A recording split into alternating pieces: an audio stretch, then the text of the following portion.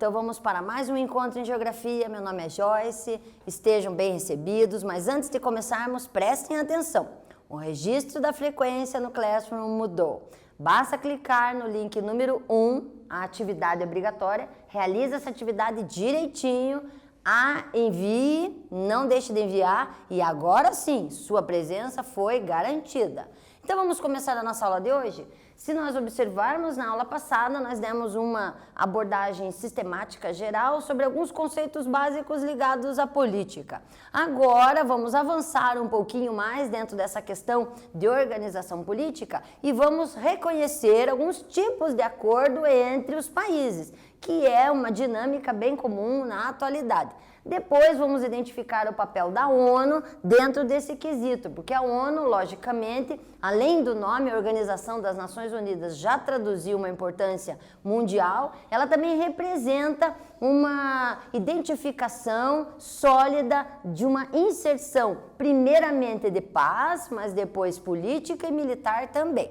Devemos também analisar o papel disso tudo dentro dessa palavrinha que a gente começa a se aprofundar um pouquinho mais, que é a globalização. E por último, vamos conhecer alguns mecanismos que fazem essa inserção entre os países da economia que nós temos hoje, ao qual nós vamos chamar de blocos econômicos. Então vamos lá começar? Primeiramente vamos identificar um conceitinho básico que é relacionamento entre países. Então, quando eu tenho um relacionamento entre países e são dois países, vocês vão ouvir a mídia falando em questões bilaterais. Então, aparece muito no jornal, os comunicadores, de forma geral, comentam muito as relações bilaterais e comentam, e muitas vezes você fica muito vago. O que seriam questões bilaterais? Então, as bilaterais é quando você tem um relacionamento específico entre dois países. No caso, normalmente é sobre algumas questões bem claras. Quais são elas? O comércio, então como é que vamos comercializar alguns itens, como vamos cuidar da questão da imigração, como vamos fazer em termos de segurança. Olha, eu não estou gostando do seu comportamento aí. Então, essa conversa entre países, normalmente quando essa conversa só entre dois, chama-se bilateral. Já o multilateral já é a mesma conversação, só que em termos maiores. Pode ser dentro de um continente, por exemplo, conversas entre Estados Unidos, México, Brasil e Argentina, ou pode ser também entre continentes. Brasil, Chile, está conversando com França, Itália, junto com China. Então, essas conversas mais generalizadas, nós vamos chamar de relações multilaterais. Essa imagenzinha simboliza bem isso, veja, todos conversando e claro que hoje o objetivo maior é estabelecer essa relação comercial cada vez mais efervescente, que é o que traduz o dinamismo comercial de hoje. Para que isso aconteça, nós temos a Organização das Nações Unidas. A Organização das Nações Unidas, ela é algo dentro do aspecto histórico recente. Ela foi criada em 1945. Se você fizer um link em história, você vai ver que isso bate com o finalzinho de um movimento muito, digamos assim, amplo da história, que foi a Segunda Guerra Mundial. Então, a Organização das Nações Unidas, ela foi criada na sequência. Por que será? Porque o primeiro objetivo dela foi olhar para aquela guerra gigantesca, as pessoas viram, nossa, toda aquela situação de destruição, muitas vezes, que acometeve a Segunda Guerra Mundial, e eles tiveram uma ideia de montar uma organização que tentasse estabelecer um máximo de paz. Então, o primeiro objetivo da ONU foi: vamos nos organizar para não deixarmos mais uma guerra deste tamanho acontecer. E por isso, então, foi fundada a ONU. Logicamente, com o tempo passando, eles perceberam que a ONU, representando o mundo de maneira global, poderia estar inserido em outros níveis. E aí começou a organizar programas e órgãos. Dentro da ONU começaram a ter siglas para especialmente organizar a parte de finanças, emprestar dinheiro, ou a parte do cuidado com a saúde, ou cuidado com o comércio, ou cuidado específico com as crianças, ou uma análise geral de dados. Então, eles foram se subdividindo no decorrer do tempo. Para que isso organize-se, é organizada uma Assembleia Geral, existem representantes dos países membros da ONU e eles então elegem como é feito a organização de cunho político, a escrita de determinadas ações ou monitoramentos, e isso tudo é votado. É votado por quem? É votado nessa Assembleia Geral e tem uma votação final pelo Conselho de Segurança. O Conselho de Segurança, ele age como se fosse o presidente da ONU, só que não é o presidente. O Conselho de Segurança é o conjunto de países, os primeiros que fundaram a ONU. Eles é que têm o literal chamado voto Minerva, aqueles que finalizam a votação. Dentro disso, agora vamos escrever, para ficar bem fixado isso, porque a ONU é um assunto deveras importante, vocês devem ter bem sólida a estrutura dela. Quero que vocês coloquem algumas características da ONU aí. Vamos lá?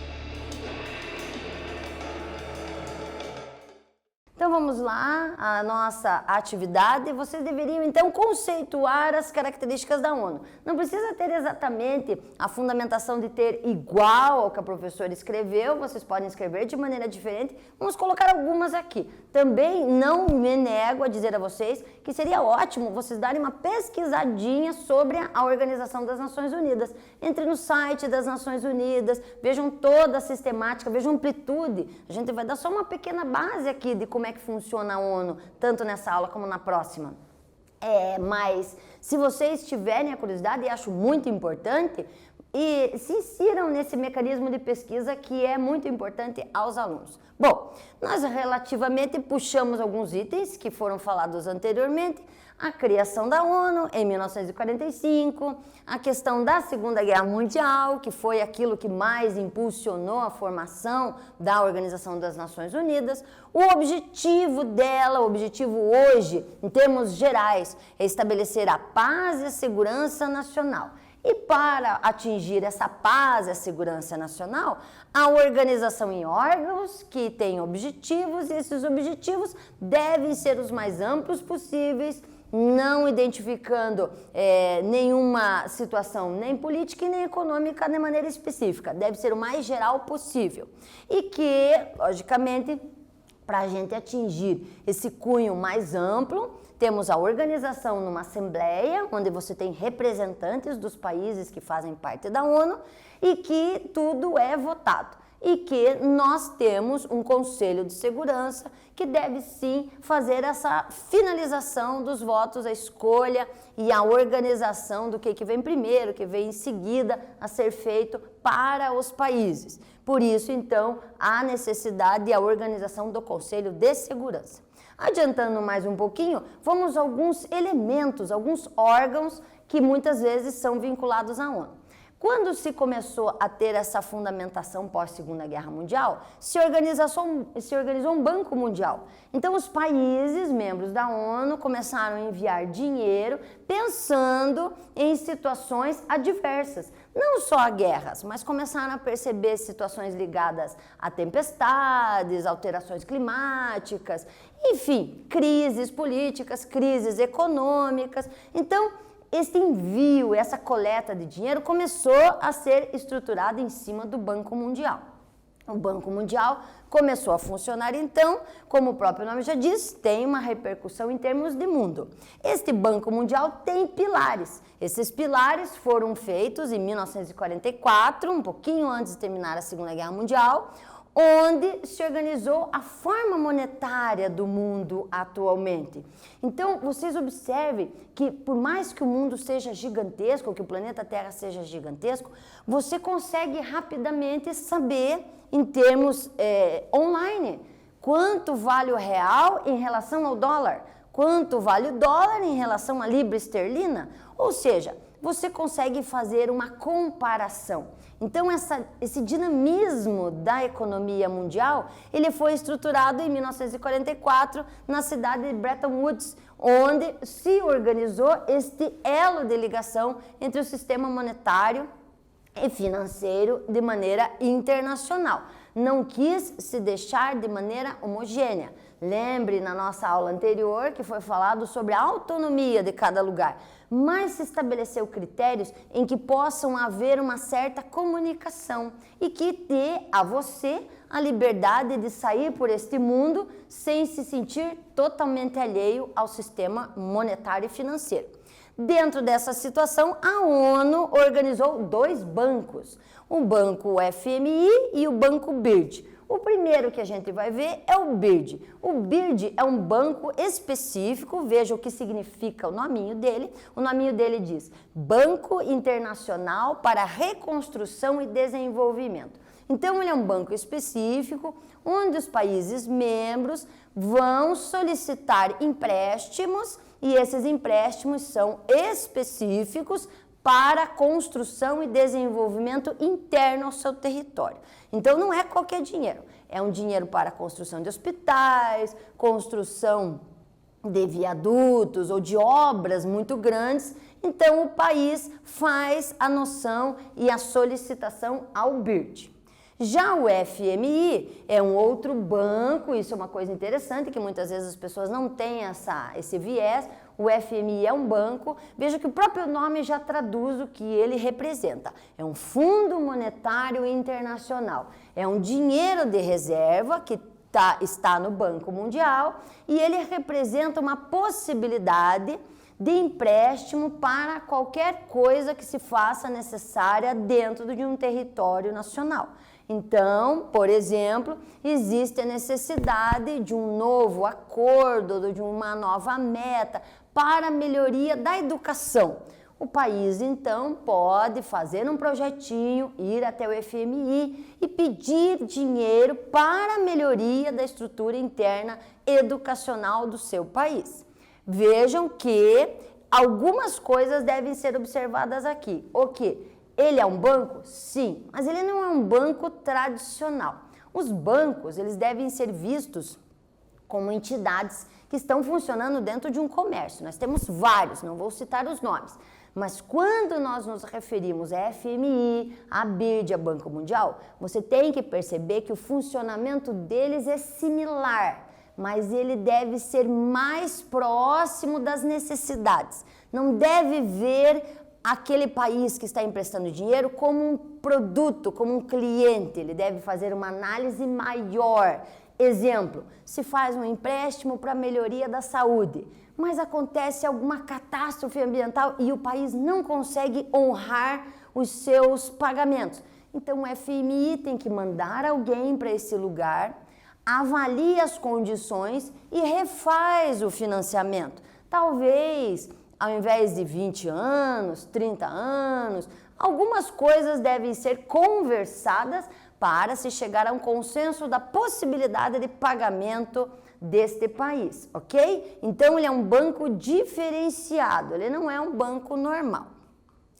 Outras instituições que nós devemos mostrar aqui, que fazem parte da ONU e que eu achei interessante, são várias. Se vocês entrarem no site da ONU, vocês vão ver que enche a tela do computador. Então, nós temos a Unesco, que é bastante comum a gente ouvir falar quando tem a criança esperança, né?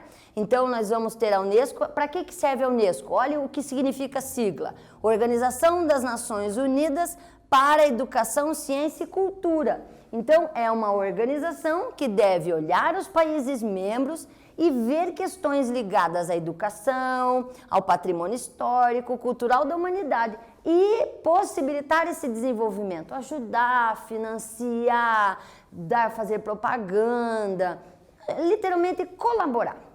Outra organização que aparece bastante na mídia é a OMS, Organização Mundial da Saúde. Agora, durante essa pandemia, você verifica muitas vezes a Organização Mundial da Saúde se manifestando se determinado remédio faz um acesso bom, faz uma situação de prevenção ou não. É ela, então, que deve atuar nas questões ligadas à saúde dentro de um contexto mundial.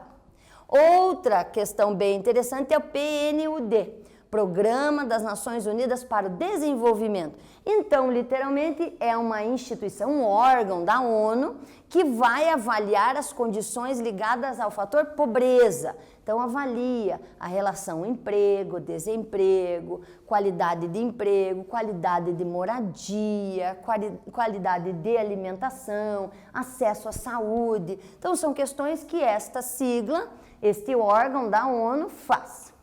E, obviamente, Organização Mundial do Comércio, que também é uma sigla que aparece bastante na televisão. Também pertence à ONU e ela atua no sentido de regulamentar, organizar e muitas vezes fiscalizar a maneira como se está se executando o comércio ou executando algum acordo. Pode ser que algum país se sinta lesado, se sinta prejudicado, então ele lança uma advertência à Organização Mundial do Comércio, dizendo, olha, o país vizinho está vendendo de uma maneira arbitrária, ou outro país está vendendo cobrando muito dos meus produtos. Então, se faz um protocolo por escrito em que se faz uma reclamação e a Organização Mundial do Comércio tem até a possibilidade de fazer multas sobre esse país ou até outras formas de ação, que daí vão se chamar sanções. E aí vai depender do caso quais as sanções que devem ser executadas. Mas vejam que teve uma palavrinha que apareceu bastante nesses 2 slides que nós vimos, que é a palavra desenvolvimento. A palavra desenvolvimento, ela remete muito a questões amplas. E a gente muitas vezes percebe as pessoas falando em desenvolvimento, desenvolvimento. É outra palavrinha que às vezes me deparo e digo, será que as pessoas realmente sabem conceituar a palavra desenvolvimento?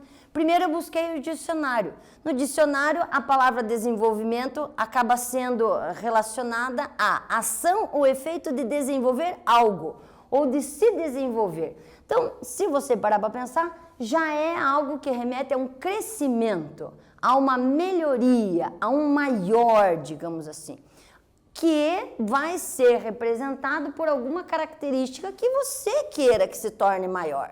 Então, analisando o que cada pessoa faz, pode ser que eu deseje uma coisa, você deseje outra. Dentro dessas possibilidades, nós vamos ter um desenvolvimento. Então, não devemos olhar a palavra desenvolvimento como algo simplório, não. É uma palavra profunda que deve ser vista de uma maneira muito peculiar. E assim, dentro de uma estrutura de um país, nós temos vários níveis. Nós temos o nível econômico, nós temos o nível social, nós vamos ter o nível de meio ambiente e nós temos a relação cultural entre as pessoas. Qual é o desenvolvimento que devemos observar? Então veja que este desenho eu solicitei da internet, coloquei no nosso slide, exatamente para você ter essa noção de que não há nada maior. O que seria legal atingir seria exatamente isso. Esferas de mesmo tamanho, com o mesmo grau de importância, em que você observaria o setor econômico da nossa vida, no nosso cotidiano melhorando, o nosso aspecto social cada vez mais aprimorado e melhorado, um cuidado com o meio ambiente cada vez melhor e um aspecto de racionalidade cultural também. Isso tudo, se fosse e pudesse ser colocado de uma maneira equilibrada, daria o que a gente chama de sustentabilidade. Então, essa sustentabilidade não seria eu privar alguma coisa em detrimento da outra. Seria, sim, eu conseguir equilibrar essas questões e promover uma melhoria. Veja que eu não pensei em algo a mais, eu falei melhoria. Pode ser que eu tenha a mesma coisa colocada de uma maneira um pouquinho melhor. E aí eu conseguiria atingir a palavra progresso, que aí, como ser humano, eu teria feito algo a mais. Isso seria desenvolvimento dentro da nossa questão humana e racional como seres inteligentes que somos. Agora vamos fazer umas atividadezinhas para fixar o que nós vimos até aí. Então vamos colocar verdadeiro ou falso. Na letra A, o BIRD é um banco internacional específico para reconstrução e desenvolvimento. B, quando o termo desenvolvimento for aplicado a uma comunidade humana, nesse caso, está perante a situação de progresso em termos econômicos, sociais, culturais ou políticos? Letra C. O FMI e o BIRD obedecem normas padrão para a concessão de recursos destinados a obras, empreendimentos e países e desenvolvimento aos menos desenvolvidos? E letra D, em 1944, a cidade de Bretton Woods, pilares dos atuais sistema monetário e financeiro, fechou a nossa atividadezinha. Vamos lá fazer, pessoal? Daqui a pouquinho voltamos.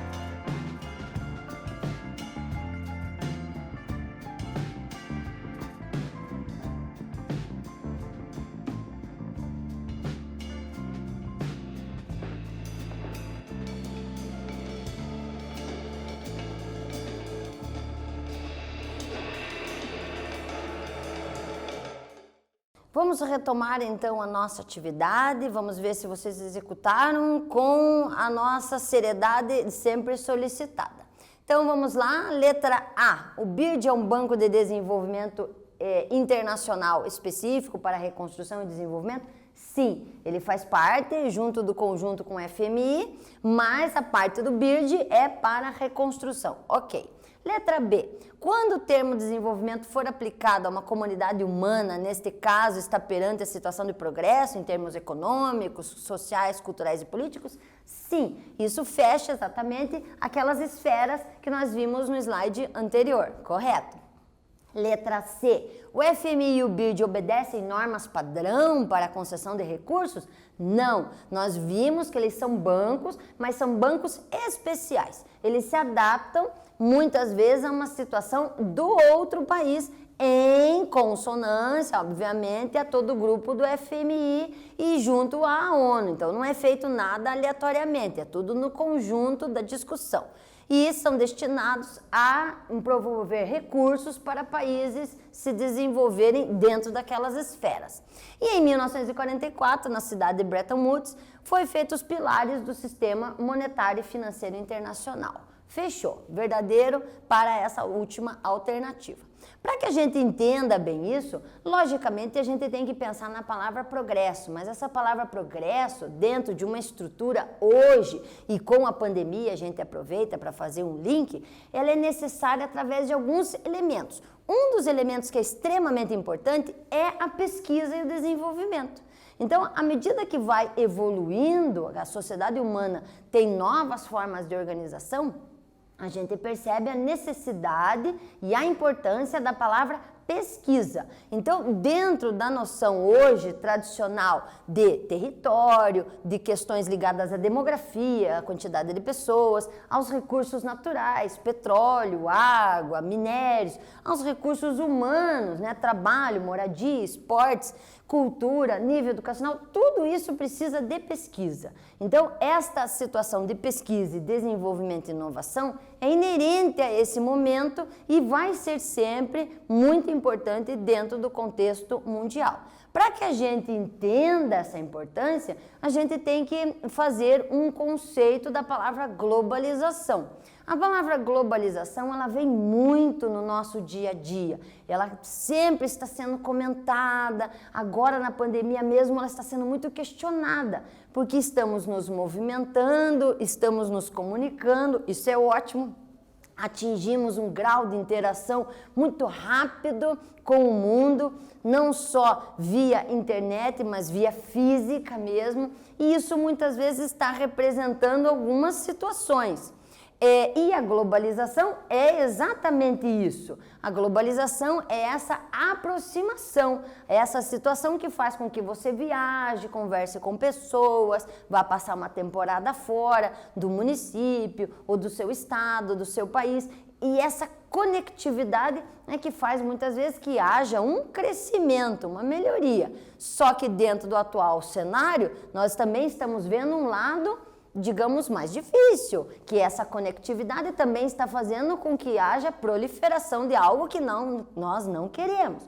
Então, temos que ter a noção de que a globalização pode ter aspectos positivos, mas também pode ter aspectos negativos. Quando falamos dessa aproximação, até tomei o cuidado de não mencionar datas, nós devemos observar que a palavra globalização ela é recente, mas se você pensar nessa conexão, nessa aproximação, ela não é algo novo, ela só teve diferentes níveis de aprofundamento. Então nós percebemos uma conexão, por exemplo, quando vocês estudam história e percebem a migração europeia na Ásia, ou então a migração europeia na África, ou nas grandes navegações de maneira geral pelo mundo. Então isso mostra que essa conectividade, não da internet, mas a conectividade pessoal, ela teve determinados momentos. O que difere é a intensidade. Você não vai encontrar alguém nas grandes navegações fazendo uma compra da China e ela chegando em 3 dias. Não, vai existir momentos históricos que demorou até 1 ano para chegar aquele objeto, mas é conectividade também. E para isso observar, Logicamente, dentro da globalização, nós temos que ter um cenário que define isso. Nós temos que ter parâmetros. Até que ponto? Por isso esse momento é peculiar. Está se refletindo quais são os critérios, como deve ser feito, quais os cuidados. É um momento muito interessante que nós vivemos. Estamos amplamente conectados, estamos sozinhos, mas não isolados, mas devemos reavaliar como é que estamos fazendo com os aspectos negativos da globalização. Percebemos os positivos, ok? Mas como devemos organizar com os negativos? E por isso temos que ter a ciência de que muita coisa deve ser organizadinha ou mudada. Agora então, pensem aí, reflitam e conceituem a palavra globalização.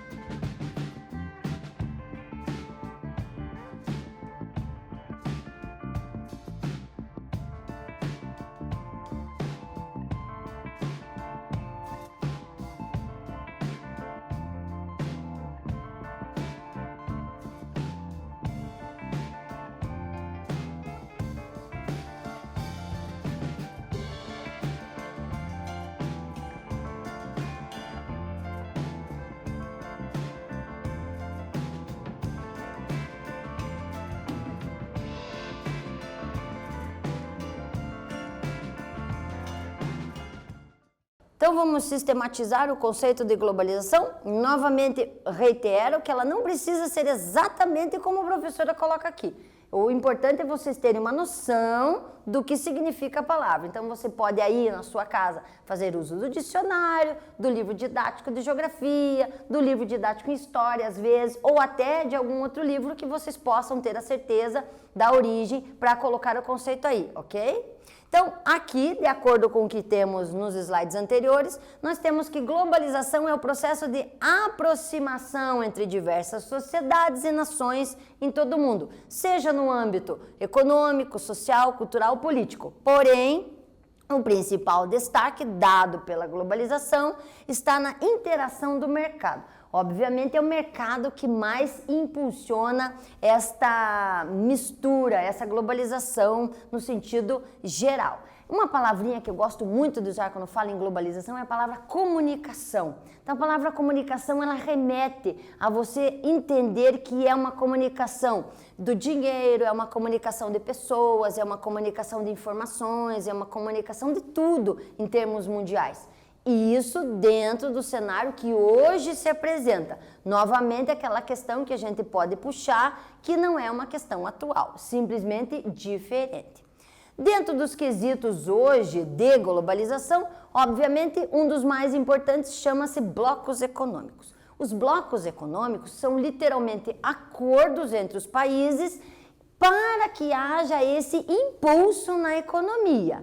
É literalmente vinculado à economia. Então, nós vamos ter países que se reúnem, podem ser de um mesmo continente, de continentes diferentes, que fazem um acordo, é como se fosse um contratinho do que pode e o que não pode.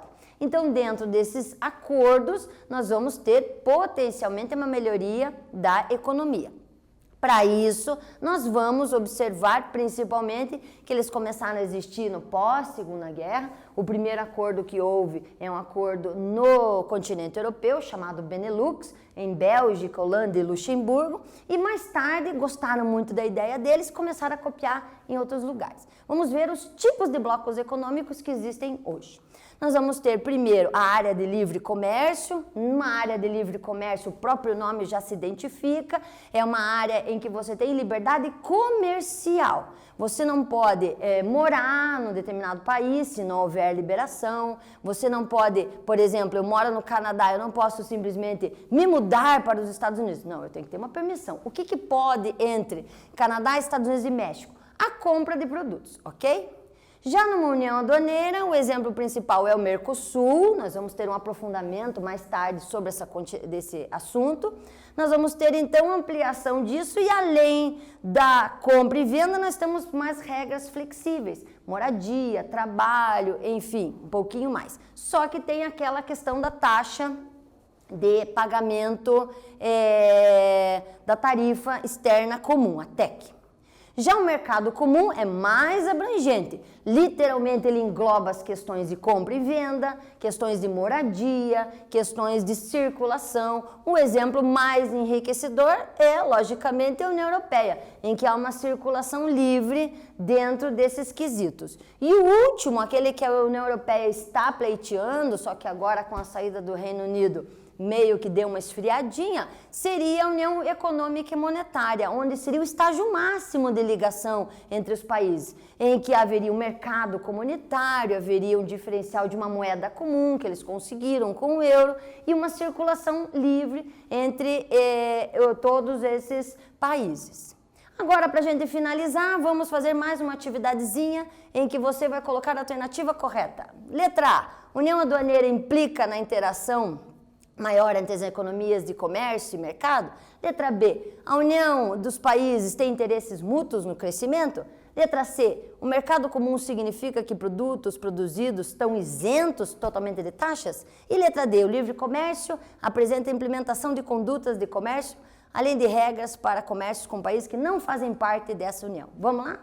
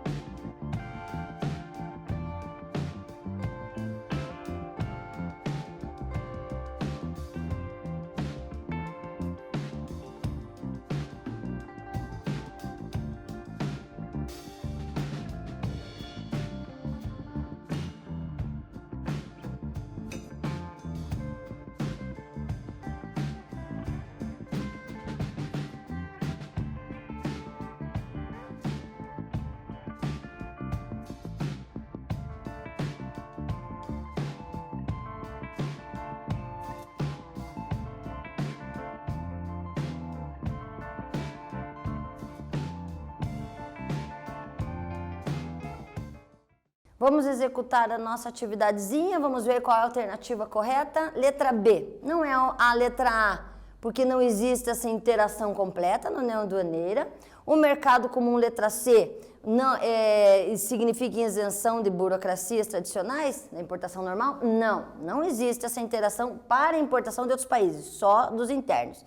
E o livre comércio apresenta a implementação de condutas de comércio além de regras que países não fazem parte? Não. Bloco econômico já estipula dentro a organização e a sistematização entre os países, não externos.